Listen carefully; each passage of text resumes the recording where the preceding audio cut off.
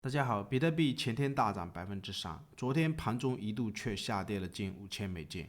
所以视频这几天是一直在提醒，很难判断这个位置的比特币，我没有大的把握。75K 的时候，有把握的位置通知朋友们一起做多或买入。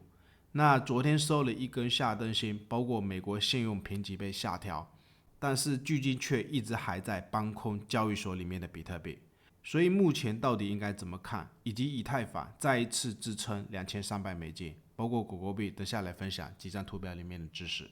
国语很烂，感谢点赞，或者新粉丝也可以加入我们 Discord 交易圈。另外，如果你正在考虑交易加密货币，我个人是选择使用 OKX 交易所，它是全球最大的加密货币交易所之一，而且 OKX 也是 F1 迈凯伦车队以及足球俱乐部曼城队的赞助商，实力不用我讲啊，视频下方有我的 OKX 邀请注册链接，现货合约交易手续费永久返用20%。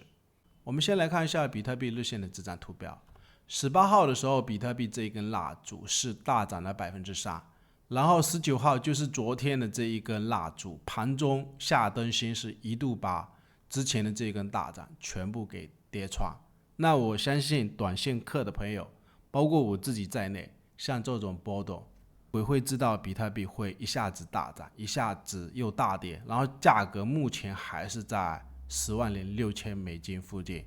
就是这个位置。到底比特币下一步会怎么波动？至于昨天的这个下跌，等下再来聊那个美国的信用评级被下调。所以最近一段时间，很多朋友问我这个位置比特币还能不能买，或者是一些新的资金，包括其他一些币种，还能不能做多？但是也是跟朋友们讲，比特币在这个位置我没有把握，你不然之前的一些利润持有为主啊，或者是2年、3年之前买入的一些比特币，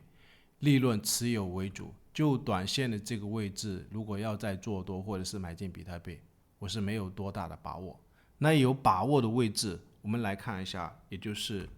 昨天爆仓的数据啊，可以看一下昨天24小时就短期的波动，多空是双爆，爆了$3亿。然后我们看一下，其实还有一个方法，就是你买入的位置，我们要去思考，如果比特币要上涨，那主力肯定是要先把那一些多单或者是那一些多头不坚定的分子请下车以后，然后价格才有可能会上涨，或者是比特币要下跌，它有可能会把就是空方一些不坚定的分子，或者是短期在做空的那一些空头先请下车以后，比特币才有可能会短期盘整或者是回调。所以我们来看一下这一条橙色的线啊，黄色的这一条线，当它价格在下跌的时候，我们可以观察，下跌有可能主力的目的就是为了把那些不坚定的多头，或者是很多在做多的那一些多单，先给它爆仓，让他们下车以后，比特币才有可能会上涨。所以我们看一下，当比特币价格在回调的时候，也就是洗牌，牌子洗到很多多头都没有耐心了，那我们可以观察爆仓的数据，就是这些绿色的柱状。柱状都是量级非常的大，有可能动不动爆仓都是接近10亿美金哦。你可以看一下这一根柱状，当时比特币价格是在75K 的低点，或者是之前的这些位置，爆仓的数据都是5亿美金，包括之前的这些数据，就是这一根爆仓多头我还没有算空头，9亿美金的多单。所以前面比特币有几个低点，8万以下，这一个低点，包括这一个低点，8万以下的时候，希望朋友们推特上面也是提醒，反正我是新的资金继续 all in 比特币。那现在的价格至75K 的低点，现在涨上来，不然我的观点，如果你真的还要买进比特币，尽量控制自己的头寸啊。就是最近也没有看到，就是说比特币有回调，或者是有这种大级别的爆仓的低点。然后我们回到比特币日线的这张图表，就是其实比特币目前昨天虽然是一根下灯线，为什么还是坚定在看涨大长线？就是它几个低点的位置，一个低点、2个低点，或者是这个位置低点不是很接近这条趋势线。昨天跌到这个位置，它目前还是踩在这一个趋势线上方，整个趋势还是向上的情况下，但是你如果是新的资金，问我比特币还能不能买，或者是能不能做多，有一点就是它价格比之前的高点更高，那是 MACD 指标，这个柱状高点是更低，而且日线的 KD 指标它是在80左右，现在虽然是有几次回到80，有几次回到80，现在有可能还会回80，也不排除比特币这个位置会不会继续涨，但是指标在高位的区间，你如果问我这个位置的资金要怎么配置，我的观点是控制好自己的头寸，该买的位置前面几个低点 YouTube 视频或者是推特，包括交易群这个低点通知做多，指标全部都是在低位的区间，这种位置相对比较舒服。那现在上来的话我也不确定，我们尽量观察吧。昨天有跟大家交代的就是比特币价格不要回10.4万美金。我们来看一下日线的另外一张图表，也就是昨天给大家一个支撑位，它盘中价格是跌破，不过我们尽量以收盘为主哦。昨天收盘是再收上来，那这个位置我们要怎么观察？我们观察就是昨天的这一根 K 线啊，就是目前的位置在也不算是很高的位置吧，涨了可能20%左右吧。比特币它这一根蜡烛，技术图表或者是书籍上面的经验，它也算是一个吊人线啊，说明这个位置多空分歧是很严重，所以我也不确定。你尽量以收盘观察为主吧，收盘不要回到就是前面这一个10.4万美金的这个区间啊。然后我们来聊一下昨天，也就是比特币盘中大跌的原因，其实全市场也都知道，就是美国的信用评级被下调，估计也是机构看到了其中的一些问题啊，也就是美国你应该要赶快降息啊，5%左右的利率已经几年了，但凡一个正常的经济体利率那么高的情况下，